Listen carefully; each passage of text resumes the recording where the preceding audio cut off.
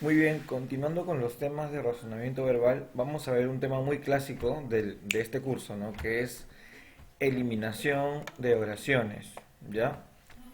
Por ejemplo, este es un tema que busca que hagamos una buena lectura para saber cuál de las oraciones no está en relación con las demás, ¿no? Porque tenemos que excluirla, tenemos que omitirla, ¿no? En una forma elemental de teoría, vamos a decir que estos ejercicios de razonamiento consisten en eliminar la oración que contenga información innecesaria dentro de un párrafo o texto, ya sea porque es reiterativa o no pertinente. Reiterativa o que también se conoce con el nombre de redundante, ¿no? Y no pertinente, o sea, de impertinencia, de que no tiene nada que ver, de que se aleja demasiado con la esencia de las oraciones, porque todas este grupo de oraciones tienen una relación, ¿no? Están, digamos, ligadas por el mismo tema, pero siempre hay una que es la que se va por otro tema, dice cosas que no tienen nada que ver sobre ese tema o repite algo que ya está dicho. ¿Se entiende?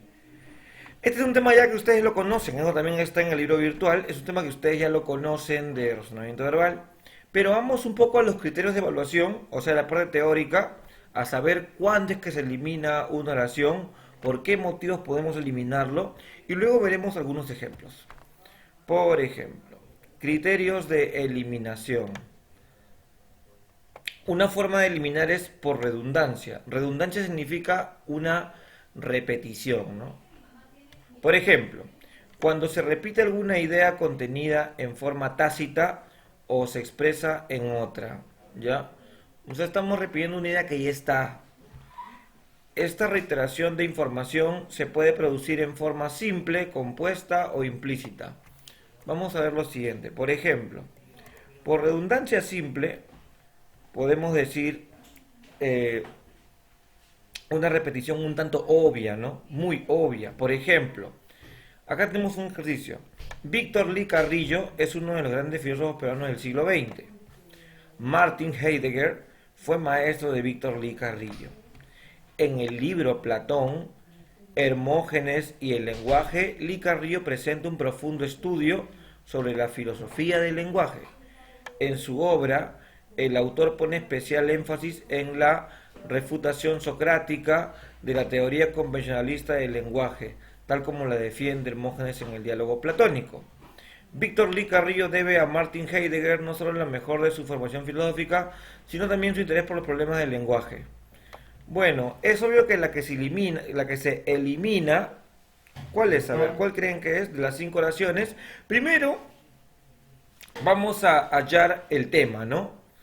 Es obvio que estamos hablando de Víctor Lee Carrillo. En todas las oraciones aparece la figura de Víctor Lee Carrillo, ¿no? Es el tema, es de lo que trata todas las oraciones. Pero en una, como dice redundancia simple, en una repite cosas que ya se han dicho, ¿no? Que ya se han dicho. Entonces, por ejemplo, la número 5 repite pues cosas que ya se han dicho, porque repite, ¿no? Que Martin Heidegger fue su maestro, ¿no? Repite cosas como que su postura filosófica, de la cual habla en el aspecto 4 repite su interés por problemas del lenguaje, que lo viene hablando acá en la 3 por ejemplo. Entonces, ya al repetir esos datos, en realidad es innecesario, ¿no? Entonces, vamos a eliminar aquí la número 5. Es una redundancia simple. Ahora, vamos a lo siguiente. Por ejemplo, por redundancia implícita. A ver, antiguas experiencias con la música prueban que es un revitalizante natural. Experimentos realizados con vacas demostraron que aquellas criadas con música suave en el establo producían más leche que las que crecieron en silencio. Está probado que la música posee efectos provechosos en diversos campos del saber humano. La música suave sirve como estimulante para memorizar datos de cualquier índole. En los consultorios médicos se usa la música para relajar a los pacientes. Muy bien. En definitiva, la que eliminamos es esta, ¿no? Porque todas estamos hablando de que son efectos, ¿ya? Todas estamos hablando de ello, ¿ya? Entonces se entiende que esto de los efectos, la 2 es un efecto, la 4 es un efecto, la 5 es un efecto, ¿no? Entonces, eso no tiene nada que ver. La 1 es un concepto simplemente, ¿no? ¿Se entiende? Ahora, está probado. Claro, en la 2, por ejemplo, dice que hay experimentos ya de eso. Entonces, se ha comprobado ya. Esto de acá está implícito en la 2, en la 4, en la 5, ¿no? En la 1 también. ¿Se entiende? Esa de acá está implícitamente, internamente, sutilmente, en la 1, la 2, la 4 y la 5. Muy bien, eliminamos la 3.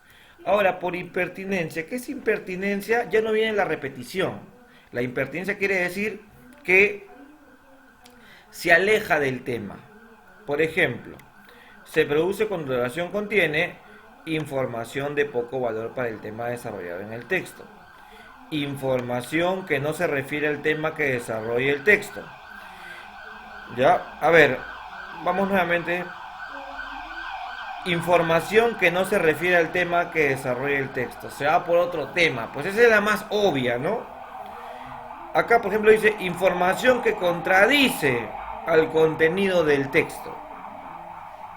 Definitivamente tenemos que ir en una secuencia, ir en una lógica. No podemos poner un dato que es contradictorio al tema, ¿no? Muy bien.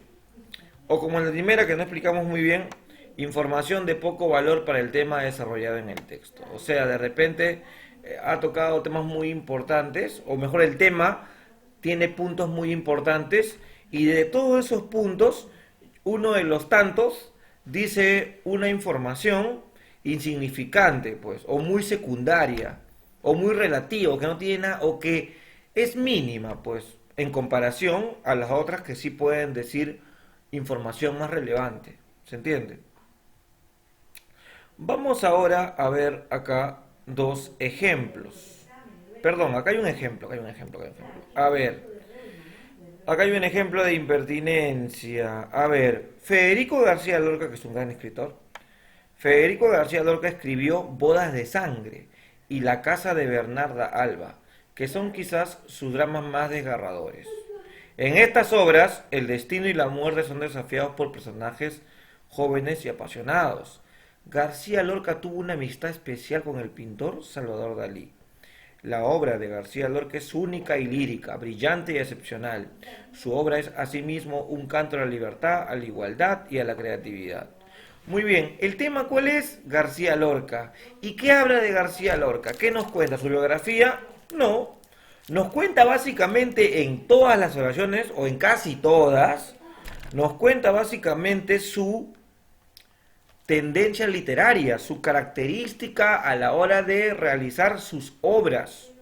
Nos habla de la obra y de la literatura de Federico García Lorca, pero hay una que dice algo que es impertinente, pues, que no habla de la obra, que no habla de la literatura de García Lorca.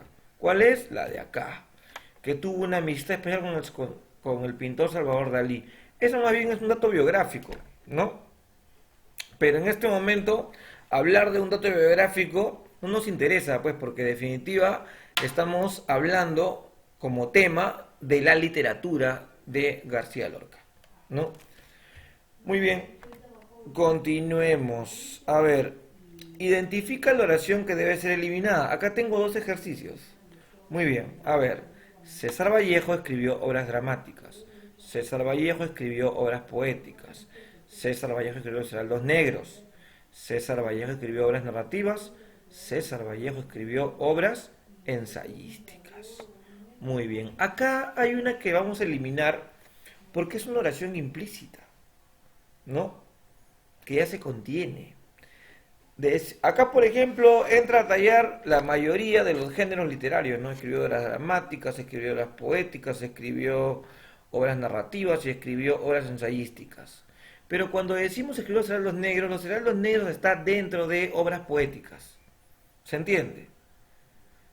O sea, está implícita en la otra, en la 2.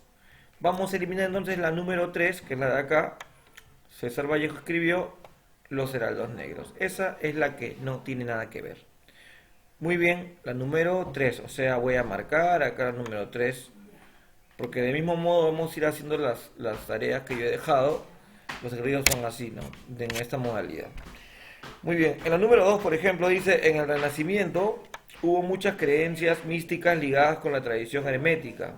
En la época medieval, la teología fue la ciencia por excelencia. En el medioevo se fundaron las universidades. Las cruzadas se realizaron en la época medieval. En la edad medieval se dio un gran desarrollo de la alquimia. Muy bien. Esta está un poco más obvia, porque la mayoría de qué me está hablando, la mayoría de oraciones, me está hablando de la época medieval, ¿ya? Pero una, que es la primera, ¿no? La que está acá, me habla básicamente del Renacimiento, o sea, de otro periodo de la historia, ¿no? Un periodo es la edad medieval y otro periodo es el Renacimiento. Esta se va a otro periodo. Entonces, esa es la que voy a eliminar, o sea, la opción D. La letra D es la que voy a omitir por una obvia razón, ¿no? Se aleja, es impertinente, se aleja del tema central que es la Edad Media. Muy bien chicos, conéctense a su clase de Zoom, vamos a seguir viendo ejercicios de eliminación de oraciones y bueno, eso es todo, gracias.